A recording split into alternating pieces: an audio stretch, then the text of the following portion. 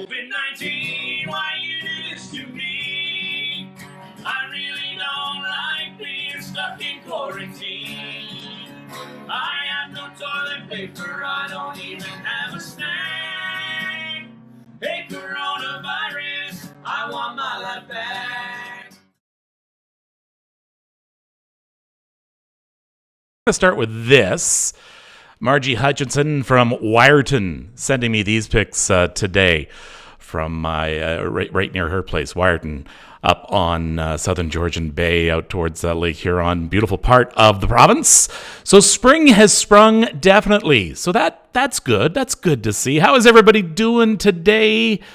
There we go. Bring my camera up. Welcome to episode 17 of Coping with... Oh, hold on. That's not what I'm supposed to show you. That one. And then I was going to put my super on. Hold on. There you go. My name is Kevin Frankish. I will be your cordial host here. I want to say hi to everybody who is watching. I see you all chiming in right now. Dorothy's always first out of the gate. Always first out of the gate. Diane, hi. Lori, Meredith, nice to see that you're with us as well again. It is our chance to get together and talk positively and have some good advice and feel good, at least in this part of the day. It's getting trying, isn't it? It really is. You know what? The one thing that I was thinking about today was something that really keeps me going is having something to look forward to. Yeah, Thelma just asked me, how was your day? Having something to look forward to. And usually something to look forward to isn't here, inside. And I think that's what I'm having the most trouble with day to day. So I think later on this week, we're going to talk about things that you can do to look forward to. And I hope that that definitely will help you. So things to look forward to a little later on this week. In fact, I would love your suggestions. What can you do to have things to look forward to when you're stuck in isolation? Okay, a little bit of some advice here. There we go. This is from Grey Matters Hale. She's in Niagara Falls. Sent me a picture of how she's keeping her cat interested. That's one way of doing it, and keeping the birds safe as well, right? She just sent this to remind us, your pets, they are extremely susceptible to the hand sanitizers. Whatever you're using to sanitize your hands, before you touch your pets or any of their toys or anything like that, make sure it is completely dried on your hands. I did check this out on a number of animal sites, and it is true. So please, make sure your hands are completely dry before touching your pets. We have a really interesting show for you today. This is one thing I do look forward to. I do look forward to this show. I look forward to being with you and you being with me. Baking, says Carmen. That's one thing to look forward to. Ethel, that's sweet of you. Look forward to seeing you every night. Oh. Ethel, I read an interesting article today. And this, finally, my depression, my anxiety might be paying off. Are you one of... It's about, according to one psychologist, there's a fraction of people who live with depression and anxiety, like myself, who actually are feeling better for some reason during isolation. Let me explain. It comes from a Daily Beast article written by Laura Bradley, and she had interviewed Elizabeth Cohen, who is a psychologist with 15 years experience. And... For some people, Ms. Cohen is reporting that they're actually feeling better. They've seen their signs of anxiety and depression decrease. A part of anxiety, Cohen pointed out, is the anticipation of the unknown. Worry about something bad that will eventually happen. Well, with the outbreak, she said, a lot of people are saying the terrible thing has already happened. So in a lot of ways, you're no longer in an anticipating state. I found that absolutely fascinating. So that what the article goes on to say is that a lot of people, and Laura, I believe, lives with depression as well, a lot of people are coming to us for advice. How do you cope day to day? Because, yes, the incidence of depression and anxiety is skyrocketing right now for people who have never experienced this. I feel anxiety at night, Sylvia. Yeah, that is the worst time. And I promise you later on this week, we're going to have our sleep expert back, and we're going to try and remedy the problems at night. So for those of you with anxiety and depression, I'm interested to know your take. Have you found maybe you're relaxing a bit? In some cases, too, people who have depression and anxiety, weren't going out. Well, now they can't go out. So it takes that pressure off that you're not missing something. And Darlene brings up a really good point. You're also expected, you also aren't expected to go out, which I just said, but you're also expected not to pretend to be happy. Interesting. Really, really interesting with that. Okay. Someone was saying my face is frozen. Maybe I think it might be there. Are we're doing okay? I hope so. I had to defer to my engineer and crew, Parker. What's that? It's fine? Okay, good. Parker is my crew, by the way. My son Parker and I are trapped here together. Okay, I want to get to the topic of today, and that is neighbors helping neighbors. This pandemic and isolation, of course, bringing out the best in some people. For instance, I learned about this group of angels working in the greater Toronto area. They go shopping and run errands for those who can't.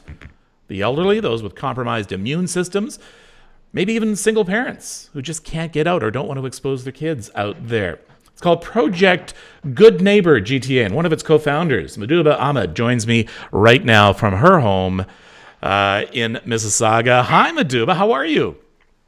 I'm good, Kevin. How are you? I am well, and I love that Pikachu is joining us as well. My personal moral support through these times, yes. Can you tell me a little bit about Project Good Neighbor GTA? Yeah, so we're the Good Neighbor Project, and we covered the GTA. And through the Good Neighbor Project, what we've really tried to do is figure out who are the most vulnerable right now because of the lockdown and because of the pandemic, and how can we assist them? Most vulnerable being people that really have no friends, they have no family, they have no relatives. So while I right now live with my family, my dad can go out and get groceries, but imagine your neighbor who has no one to go out for them. So we actually specifically service these people, and we have an incredible team of volunteers who run behind the scenes. And even more, we have over 3,500 volunteers that have dedicated themselves to actually servicing those who are most vulnerable during these times. How many volunteers do you have so far? As of this morning, 3,500. Wow. I think it might have gone up over the last little bit. But you were always looking for more volunteers. Yes, 100%. The GTA is massive, and we get around 100 something calls a day. So you can imagine that as time is going to go by, more and more people are going to be in need. And so we're definitely looking for a lot more volunteers to cover the full spectrum of the GTA, and maybe even the outer cities. Like, we've gotten so many requests, and we've been able to network between volunteers to figure out how can we service those people. Okay, so much I want to ask you about, but I think that the question that is foremost in the minds of a lot of people is, Yeah. okay, I want to volunteer, but I'm a little bit afraid to be out there. So you're doing your best to keep your volunteers safe and arming them with the proper information. Yes. Yeah, definitely. So when our volunteers sign up with us, we have something we call a volunteer safety and delivery guideline. And we've definitely taken all the notes and standards from Peel Health, all the regional health bodies, all the provincial and federal health bodies, and we've had our guide checked out by professionals in the field to make sure that not only are our volunteers being safe and they're not exposed to extra risk when they go out, but the people that they're serving, again, who are the most vulnerable, they're your elderly, the immunocompromised, people that are most sensitive to catching COVID-19. We make sure that our volunteers are also not accidentally spreading something to them in their interactions and in what they're doing to do the deliveries. And someone here, these things come across as we're talking, so I just want to point it out because I'm going to lose it later on. It's going to go up in the comments. My daughter bought me flowers yesterday, but I knew that her grandmother was having a rough day, so I said, just go drop them off at grandma's, ring the doorbell, and run. And she did, and it made Grandma's day. So, I think this is a lot of what you're doing as well. If nothing else, you're letting people know who might be alone and in some cases scared that, hey, there are still human beings out here, and there are still human beings that care. out here. For sure. Yeah. What is the reaction from people when this happens? It's been incredible because we have so many volunteers that have gone above and beyond. So when people call into us and they say, "Hey, my budget is $50," we've had volunteers that have gotten extra groceries for them to help cover the cost of the extra Oh, groceries. Or it's always been such appreciation and gratitude for our volunteers, and we express that as well for all the amazing things that they've done. One volunteer actually stood outside of Walmart for 2.5 hours waiting in the parking lot before they can get in to get the groceries and supplies that were needed. And we had another volunteer who biked from Etobicoke to North York to get medications for an wow. elderly that desperately needed it. So it's been incredible support and love all around. Okay, I am going to hold on here. First thing I'm going to do is I'm going to text out your Facebook page. So there we go. Oops. Okay, I just put it out on the comments. So that's out there. I want people to at least go and check it out. What are you looking for in volunteers? We're looking for people that recognize that they're healthy, they're energetic, and most of all that they're compassionate, that they understand that what's happening right now is going to be happening for weeks and months to come. So there's such dedicated spirits that know that we're here to help the community and be the good neighbors that we can be, not just for today and not just for tomorrow, but hopefully as long as they can. And so we're definitely looking for volunteers that want to do something and hopefully can stick around and yeah, let's continue. So if you're able to look for information on those, you can post it for them. Okay, good. Sorry, I'm reading things off to the side. It's very busy here. Uh, so do you need a car to be a volunteer?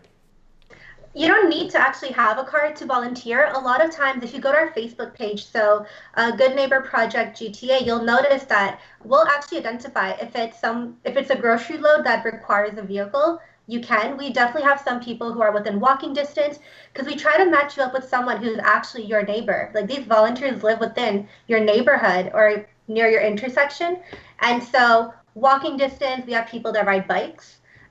So a car is not necessary, but you'll get to pick and choose where you can help out. All right. Well, let's hear from some of your volunteers right now.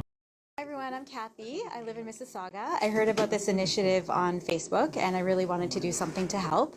I've been promoting it on my Facebook page just to let everybody know if they know any seniors or anybody in need that they can just spread the word. So I really wanted to be part of this and hope that I can help. Yeah, in times like this, it's tough for a lot of elderly and people who aren't really feeling well to be going out and doing these things. And I mean, I'm young and full of energy, so I thought I'd try and assist as much as possible during these times. That's awesome. So you're trying to utilize your youth, your energy, your capability to go out and help other people. So you're taking, I see, the 2 bags to help people who are unable to make it to get their food, weekly food. That's amazing. How do you feel about doing this?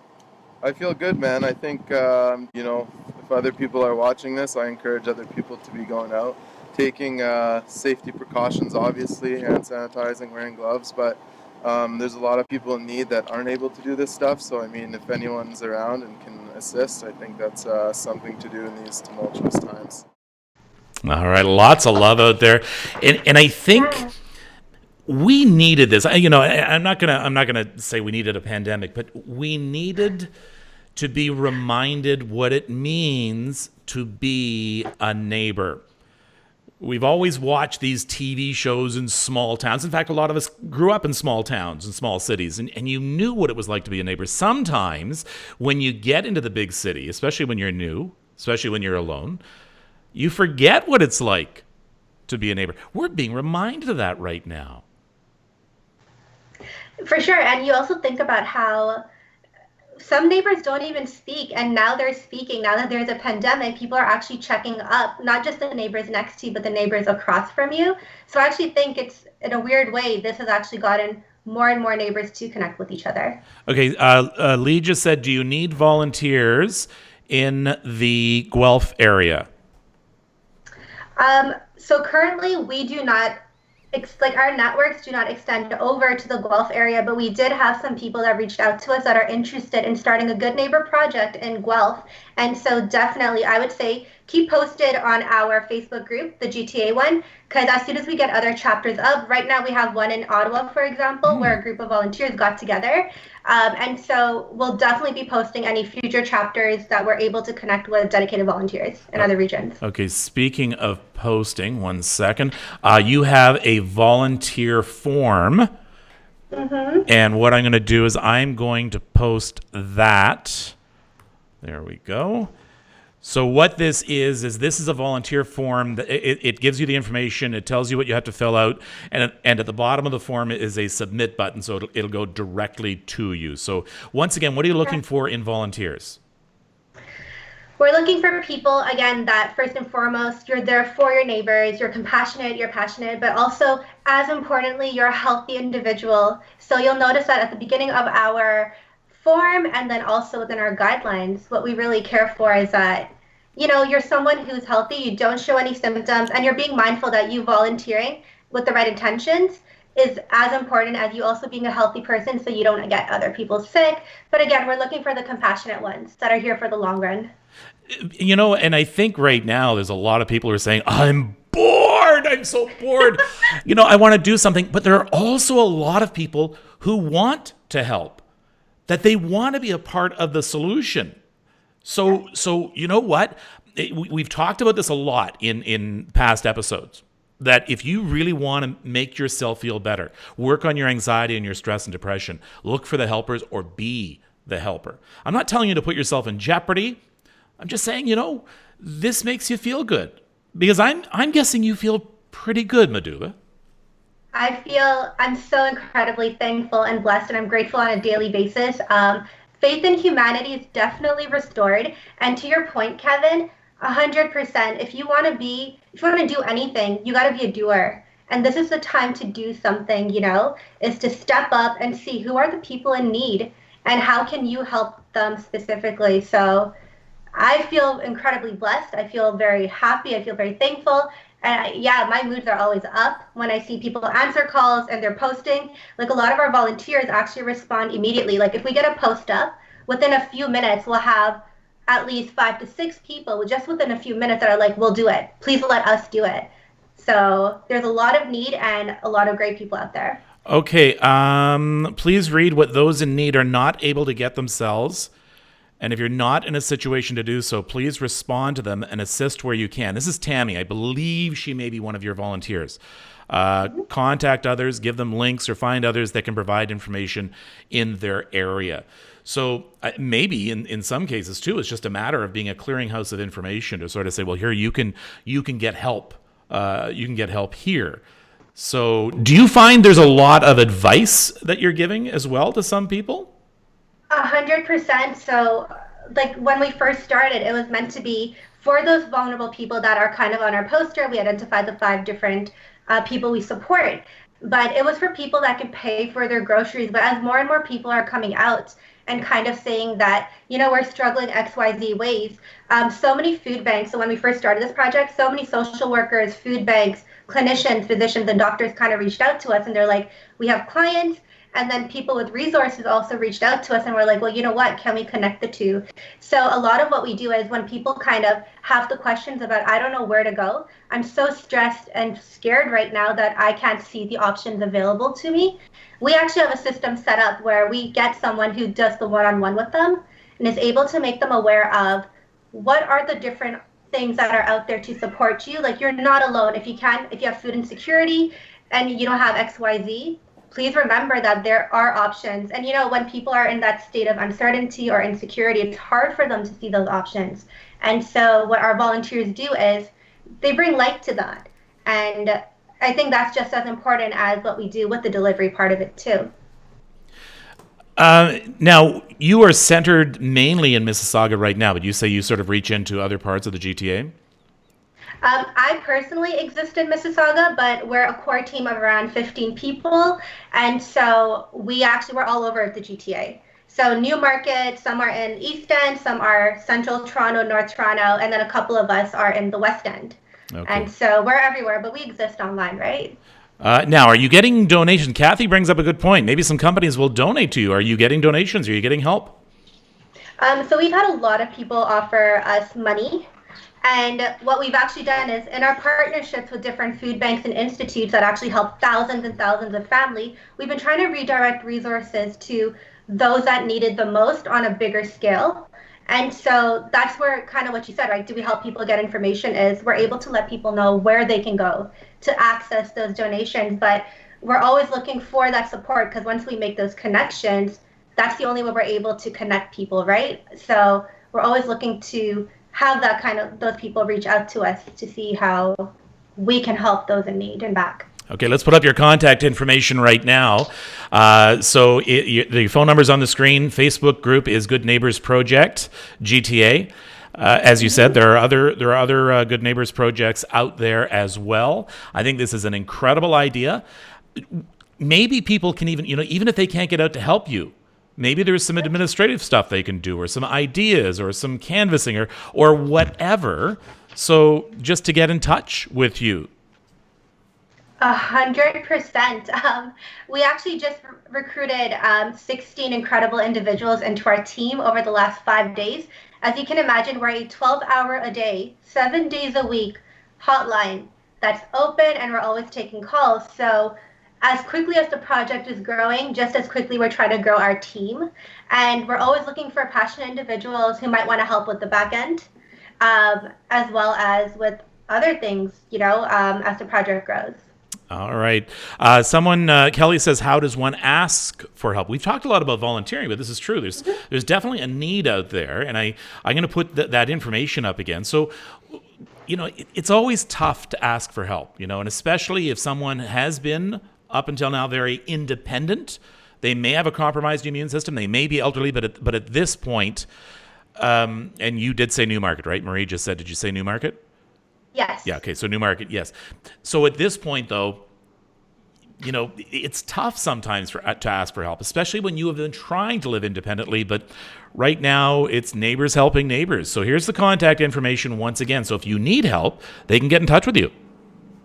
Yeah, and so it's really, if you're able to access a phone, please do call into our hotline. And so that's 647-873-2230. And obviously, so for people who may not be able to speak English as well, or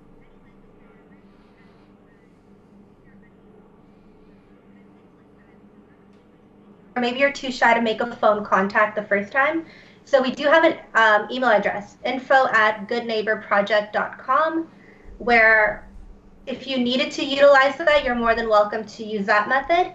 And for those that are comfortable with the hotline, and which we prefer, because we have a lot more people that are answering the hotline 12 hours a day, 7 days a week. Mm-hmm. So call into our hotline if you needed support.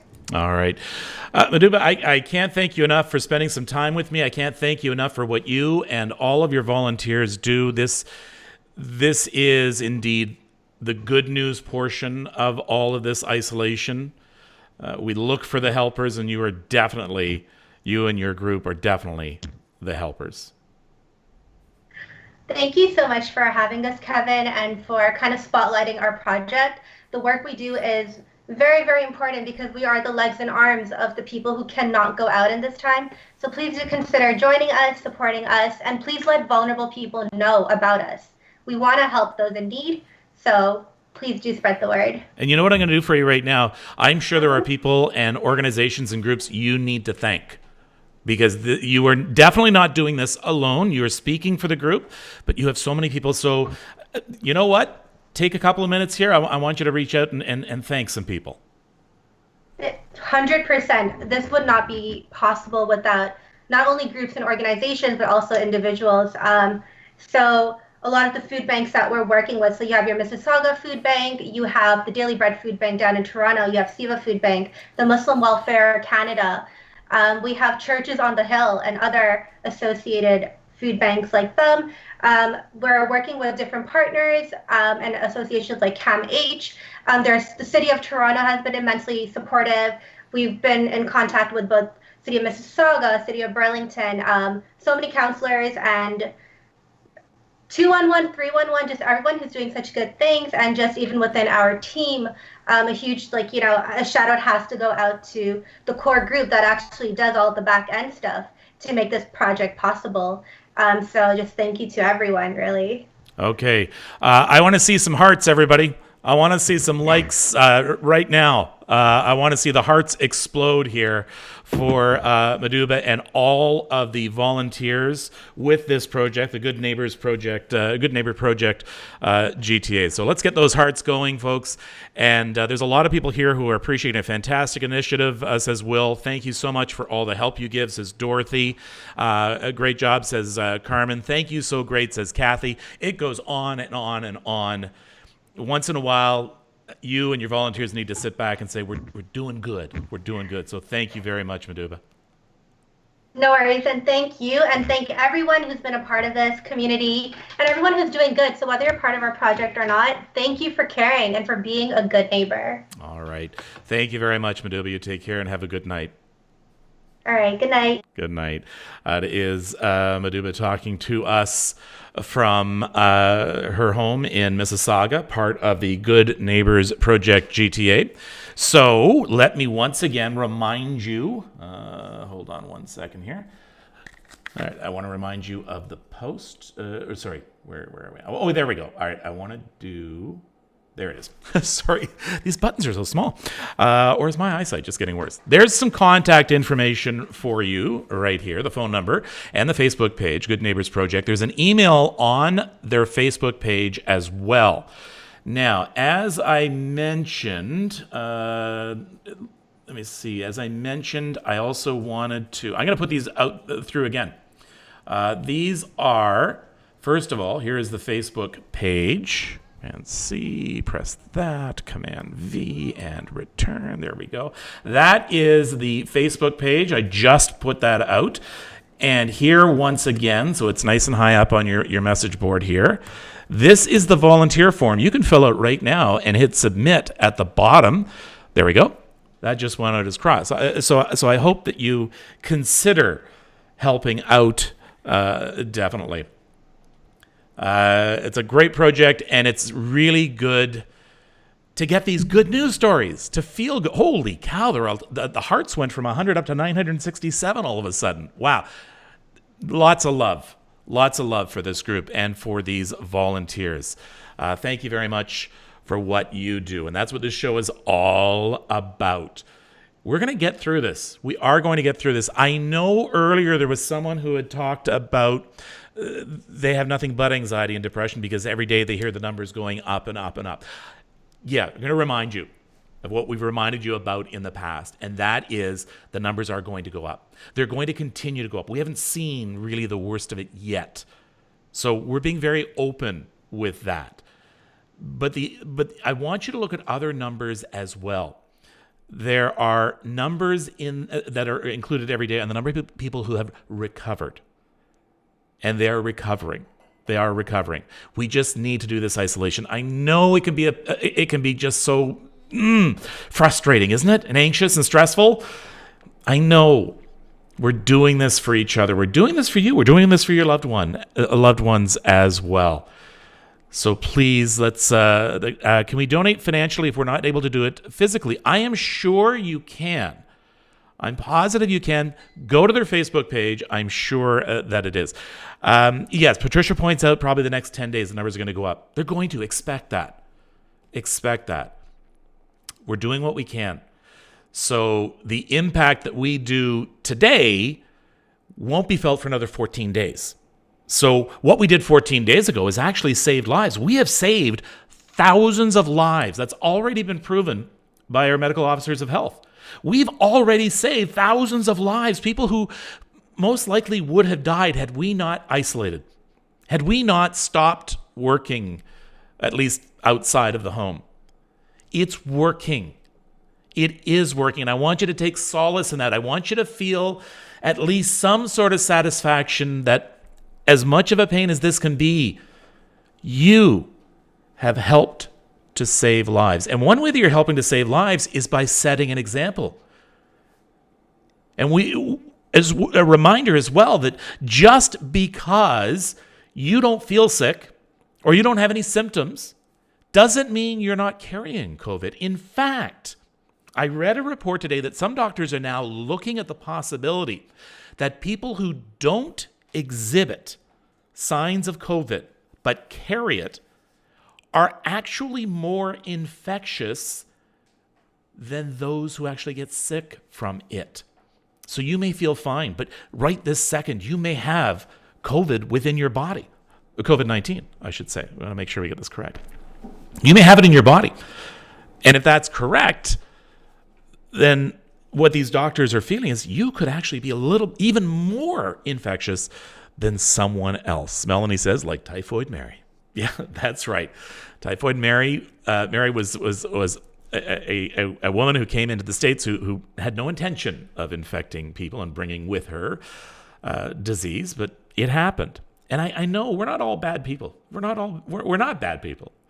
So we do this for each other. Don't forget, I still want to put together a few panels. If you want to be a part of the show, I'm looking for some positive people with positive attitudes to be part of a virtual panel. You can join me via Skype, and we'll use you a few nights. I'm looking for ideas. I'm looking for this. I don't know how technically I'm going to do it. I'm just going to do it. First aid for your mental health at gmail.com. Send me an email saying you want to be a part of the panel. Don't worry about technicalities. I'll teach you how to do it and that. So email me first aid for your mental health at gmail.com. I am so excited about tomorrow. I'm very excited about tomorrow's show.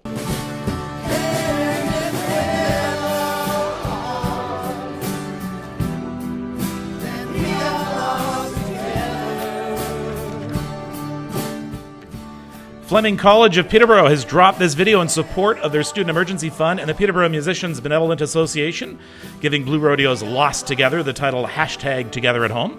I'm going to be joined live with some of the musicians and the president of the college tomorrow night. We'll see you then. Until then, take care of yourself and take care of each other. Wonder why I bother.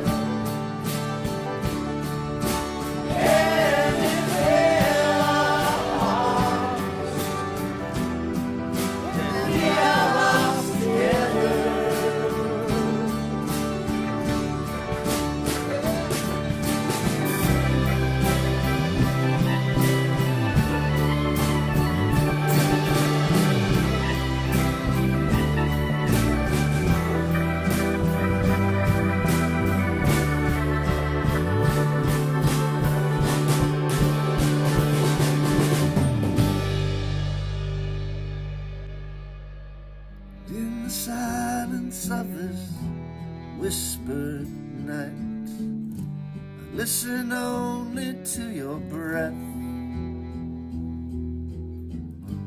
And in that second of a shooting star, somehow it all makes sense. I want all the world to know that you're all I need, all that I can be. And if we're lost, then we are lost together.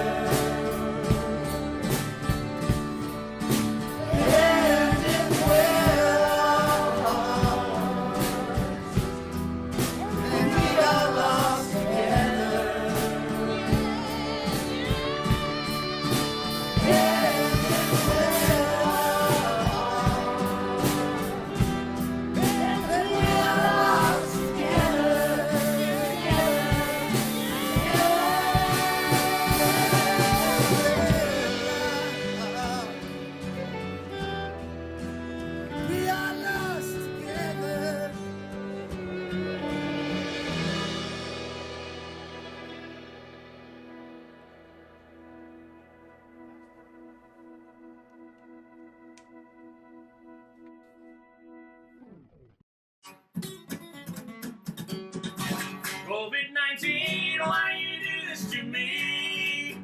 I really don't like being stuck in quarantine. I have no toilet paper, I don't even have a